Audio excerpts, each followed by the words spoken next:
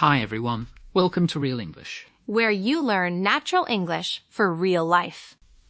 I'm Paul. And I'm Emily. Let's get started. So Emily, I want to take you back to a very dark time in my life. A time of great anxiety, endless walking, and absolute linguistic paralysis. I'm talking about my early 20s, the very first time a girl I was dating said those terrifying words. Do you want to come to the mall with me? Oh no. The ultimate relationship test, the mall trip. Please tell me you survived, Paul. Did you get stuck holding the purse outside the fitting room for 3 hours? Holding the purse was the easy part. The real nightmare was the fitting room fashion show. She walked out of the dressing room wearing this highly abstract, incredibly bright yellow dress. She did a little twirl, looked at me expectantly, and asked, "Well, what do you think?" Oh, the most dangerous question in the English language. It a trap. How did you respond? Emily, my brain completely shut down. I forgot every adjective I had ever learned. I stared at her, nodded slowly, and in my most robotic, monotone voice I said, "It is very yellow. The fabric covers you adequately. It is a dress." You did not. The fabric covers you adequately. Paul, you sounded like a malfunctioning AI trying to describe a human garment. That is absolutely tragic. I bet she was thrilled. She just stared at me, walked back into the dressing room, and we literally never spoke of that dress again. But here is the thing. I see our English learners fall into this exact same trap. When you are accompanying a partner shopping, especially in a second language, the pressure is immense. You don't want to sound rude, but you also don't know the right vocabulary, so you end up saying, "It is good, I like it," or "It is very beautiful" on repeat for 2 hours. Exactly. You turn into a compliment robot, and after the third, "It is very beautiful," your partner knows you aren't really paying attention. You lose that human connection. So today, we are going to rescue all of you from the boyfriend couch outside the fitting room. We are going to teach you how to be an active, charming, and articulate shopping companion. Before we jump into the heavy lifting, I have a quick challenge for you, Emily. And for our listeners. I am going to be the girlfriend walking out of the fitting room. I'm wearing a jacket that is clearly 2 sizes too big and makes me look like a square box. I say, "Honey, how does this look?" What is the absolute worst robotic response you can give? Oh, easy. The jacket is big. You look like a box. Do not buy it. Brutal, and yet grammatically correct. But socially, a disaster. Right. So, how do we avoid sounding like a brutally honest robot or a broken record? Let's introduce our universal framework for this exact scenario. We call it the C.A.R.E. method. C.A.R.E. Because you want to show you actually care. I love an acronym. Walk us through it. What does the C stand for? C stands for compliment a detail. Don't just say you look nice. Find one specific thing. The color, the cut, the vibe. "I love that color on you." Or, "The length of those jeans is perfect." Got it. Specificity is the soul of a good compliment. And the A? A stands for ask for their feeling. The secret to shopping with someone is realizing it not just about your opinion, it's about how they feel in the clothes. So you say, "How does the fabric feel?" Or, "Are you comfortable moving in it?" That is brilliant, because it takes the pressure off me. I don't have to be a fashion expert. I just turn it back to them. Okay, what about the R? R stands for refine. This is where you give your honest but gentle opinion if something isn't working. Instead of saying it's ugly, you refine the choice. "I think the blue one we saw earlier highlighted your waist better," or "It's a cool jacket, but maybe we can find something with a sharper fit." Ah, so you are pivoting to a solution rather than just criticizing. And finally, the E. E stands for encourage. Shopping is exhausting. Decision fatigue is real. You need to be the cheerleader. Let's put it on hold and grab a coffee to think about it. Or if you love it, you should absolutely go for it. Compliment, ask, refine, encourage. The C.A.R.E package for surviving them all. That is a lifesaver. But let's take it a step further. We need to upgrade the actual verbs we are using. I hear so many learners using basic verbs like help, or do, or think. Yes, the beginner's plateau. For example, when you are walking around the mall and your partner has a bunch of shopping bags, a learner might say, "Let me help you with your bags," or "I will do the carrying." Instead, let's upgrade that to a much more capable, native-sounding verb, handle. A. Let me handle those bags for you. Or, I can handle the heavy lifting while you browse. It sounds so much more confident. Another one is when you are trying to figure out where to go next. Someone might say, "I think we go to the shoe store now. Let's upgrade that." You can say, "Let me navigate us to the shoe department," or "Let's explore that boutique over there." Explore is a great word, because it makes shopping sound like a fun adventure rather than a chore. And here a big one for fashion. Instead of saying, "She buys good clothes," or "She makes a good outfit," you can use the verb curate. Oh, curate is such a buzzword right now. It really is. Curate means to carefully select and organize, like a museum curator. You can tell your partner, "You really know how to curate a great wardrobe," or "That shirt perfectly fits the aesthetic you are curating." It shows you respect her sense of style on a high level. And speaking of high-level concepts, we have to touch on the modern shopping experience. The mall isn't what it was 10 years ago. Today, a date at the mall isn't just about buying things, it's about the whole aesthetic experience. Oh, absolutely. Half the time, you aren't even buying anything in the physical store. You are doing what they call showrooming. Yes, showrooming. That when you go to a physical store just to try on the clothes, feel the fabric, check the size, and then you leave and buy it online later because you found a discount code. I am guilty of this. I will stand in the middle of a shoe store trying on a sneaker while simultaneously aggressively scrolling on my phone to see if it's $20 cheaper on their website. It's a very modern survival tactic. It is. And another modern topic you can chat about while walking around is investment pieces versus fast fashion. Fast fashion is those trendy, cheap clothes that fall apart after 3 washes.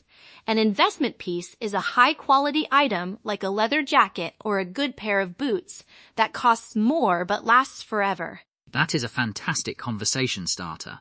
If she is hesitating over a price tag, you can say, "Well, it's not just a trendy top, it's an investment piece. You'll wear it for years." Boom. You instantly sound supportive and incredibly fashion literate. Okay, we've got our framework, we've got our modern topics. Now it is time to load up your vocabulary with our pocket words. These are 5 essential, high-frequency words you can carry in your pocket and pull out any time you are in a retail environment. Paul, hit us with word number 1. Word number 1 is an absolute must-know adjective, flattering. If something is flattering, it means it makes the person look really good, specifically by enhancing their natural shape or features. Yes, this is the ultimate compliment. Do not say, "The dress is beautiful." Say, "That dress is incredibly flattering on you." It means the clothes are doing their job to make her look amazing. If a color makes her eyes pop, you say, "That shade of green is so flattering." Word number 2 is a verb, to pull off. This is a phrasal verb that means to successfully wear something that is unusual, bold, or difficult to wear. For example, a bright red leather hat. Most people would look ridiculous in it, but if your partner tries it on and somehow looks like a runway model, you say, "Wow, not everyone could wear that, but you completely pull it off." It's a huge confidence booster. Word number 3 is a noun, a statement piece. We touched on this slightly before. A statement piece is an item of clothing or jewelry that is very bold, eye-catching, and unique. It makes a statement about your personality. So if she is trying on a really wild patterned coat, you can say, "That is definitely a statement piece. You could wear it with just simple black jeans and it would look amazing." Word number 4 is an essential shopping verb, to browse. This means to casually look through items without a specific intention to buy. It's much more natural than saying, "I am looking at things." If a store clerk asks, "Can I help you find anything?" and you are just killing time, you don't say, "No, I am looking." You say, "No thanks, we're just browsing." And finally, word number 5, steep. We use this as an adjective to describe a price that is very high or almost unreasonably expensive. Instead of saying, "Wow, that is too expensive," which can sound a bit harsh or cheap, you look at the price tag, wince a little, and say, "Oof, $200 for a t-shirt? That is a bit steep, isn't it?" It sounds much more natural and conversational. Those 5 words, flattering, pull off, statement piece, browse, and steep, will literally save your life in a mall. But now, it's time to get our hands dirty in the smooth it out section. Emily, let's fix some of the classic, cringe-inducing mistakes learners make. I love this section. Let's start with a very common direct translation. When a girl tries on clothes, a learner might ask, "Is it suitable for me?" Ah, suitable. It's not grammatically wrong, but it sounds like you are applying for a bank loan. Is this suit suitable for my corporate environment? In real life, we talk about if something suits you as a verb. Right. So instead of, "Is it suitable for me?" you should ask, "Does this suit me?" Or even better, use our pocket word. "Do you think I can pull this off?" It sounds so much more casual and human. Here is another classic mistake. When looking at a price tag, a learner will almost always say, "The price is too expensive." Wait, let me jump in here. "The price is too expensive" is actually a logical error in English. An item can be expensive, but a price can only be high or low. Exactly. You can say, "The shoes are too expensive," or "The price is too high." But if you want to sound really native, use our pocket word. Just look at the tag and say, "That's a bit steep," or "That a little pricey." Okay, how about this one?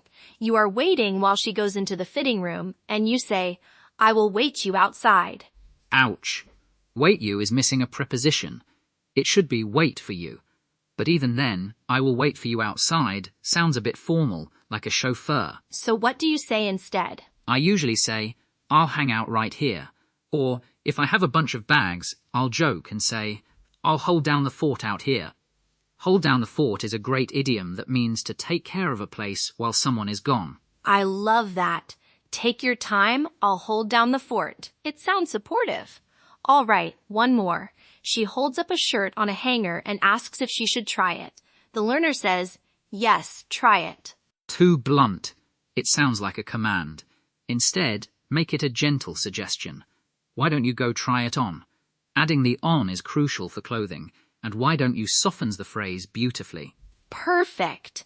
Now it is the moment of truth. We are going to put our C.A.R.E framework, our upgraded verbs, and our pocket words to the ultimate test in our practice conversation. The scene is this. Emily and I are on a weekend date at a massive, overwhelming shopping mall. We've been browsing for an hour.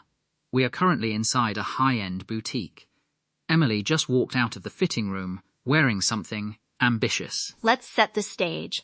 I am wearing a bright emerald green, slightly oversized blazer. It's bold.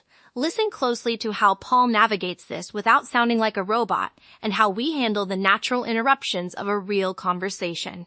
Ready, Paul? I'm ready. Let's hit it. Steps out, strikes a pose. Okay, moment of truth. I saw this on the mannequin and I had to try it. What do you think of this on me? Be honest. Wow, okay, that is definitely a statement piece. I actually really love the color.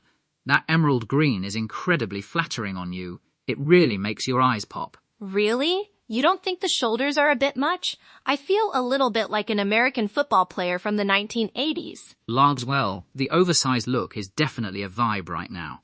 You know how to curate that vintage aesthetic. But how does it feel? Is the fabric comfortable, or is it stiff? It actually feels amazing. It's silk-lined. But looks at the tag. Size, oh wow. Okay. Uh-oh. I know that sigh. Let me guess. The price is a bit steep? Steep is an understatement. It's $400 for a blazer. I mean, I know it's an investment piece, but that is a serious splurge. Poof. Yeah, that is definitely pricey. Look, if I'm being completely honest and applying a little refinement here, It's a gorgeous jacket, and you can absolutely pull it off. But if you're hesitating because of the shoulders and the price tag, maybe it's not the one. We saw that tailored navy blazer 2 stores ago that fit you like a glove and was half the price. You know what? You're completely right. I'm letting the fancy lighting in here trick me. The navy one was much more versatile for everyday wear. Exactly. Why don't you go change out of that and let me handle these bags while we navigate our way over to the coffee shop? I think we both have a severe case of decision fatigue. We need caffeine. Oh, coffee sounds like heaven right now. You are a lifesaver. Give me 2 minutes to change, hold down the fort, and the lattes are on me. Take your time. And scene. Let's break that down, Paul. You completely avoided the robot trap. I survived. I used the C.A.R.E framework perfectly. I complimented the color, I asked how the fabric felt, I refined her choice by reminding her of the navy blazer, and I encouraged a coffee break to relieve the pressure. And you used our pocket words seamlessly. Statement piece, flattering, pull it off, and steep. It felt like a real, supportive conversation between 2 people who actually enjoy hanging out together. That is the ultimate goal. You want your partner to feel like you are on their team, not like you are a judge on a panel or a bored bodyguard guarding the bags. Absolutely. And now it is time to flip the script. We are throwing this over to you, our amazing listeners and viewers. We want you to practice this in the real world, well, the digital real world of our comments section. Here is your scenario for the interactive challenge.